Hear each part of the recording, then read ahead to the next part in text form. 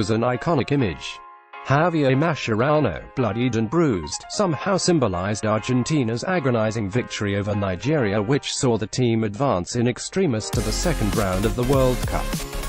For many, it was further evidence of the heroism of one of the nation's greatest ever players. Except that Mascherano is not so much of a hero on the pitch anymore, and he almost cost the Albiceleste the place in the last 16. So long a defensive shield in front of the back line for Argentina, El Jefecito made his debut for the national team before even appearing for his first club, River Plate, and when Diego Maradona was coach he famously spoke of his lineup as Mascherano and 10 others. That is how important he was and how key he has continued to be over the years.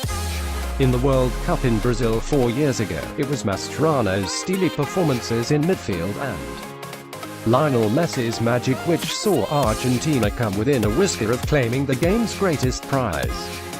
But that was then. These days, Mascherano is a shadow of that player and his decline has been on the cards for some time. It was evident, in fact, as Spain passed around him in the disastrous 6-1 friendly defeat for Argentina back in March. Never blessed with pace, Mascherano is even slower now, and in central midfield he is being exposed. Croatia, like Spain in March, ran rings around him, while Nigeria also bypassed him on many occasions in Tuesday's game. His commitment can never be questioned, but he is having to resort to cynical fouls now after being caught out of position when playing catch-up. Some of the rough play from our most experienced players was shameful. Mascherano, Nicolas Otamendi. Former World Cup winner Osvaldo Ardiles wrote on Twitter after the Croatia game. Mascherano could easily have been sent off in the match, and against Nigeria, he gave away the penalty that allowed the Super Eagles back into the match after Messi's magnificent opener, when he pulled defender Leon Balogun to the ground. It may have been something of a harsh decision, yet it also summed up his evening. Mascherano is having something of a nightmare, former England striker Gary Lineker noted on Twitter.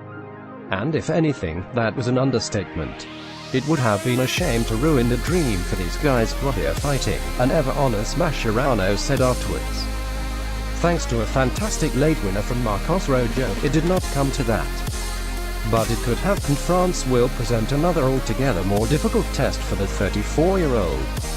In the match on Saturday, he will come up against his former Barcelona teammate Samuel Umtiti, the man who hastened his departure at Camp Nou after 7.5 seasons with the Catalan club. Mascherano was never the right fit technically for Barca's midfield, particularly with Sergio Busquets around, but he found a way to be important in defense and was a true leader for the Blaugrana. He remains a leader for Argentina, too, and his presence has been fundamental in these turbulent times as he has served as the link between the squad and under-fire coach Jorge Sampaoli in important conversations over team selection and tactics.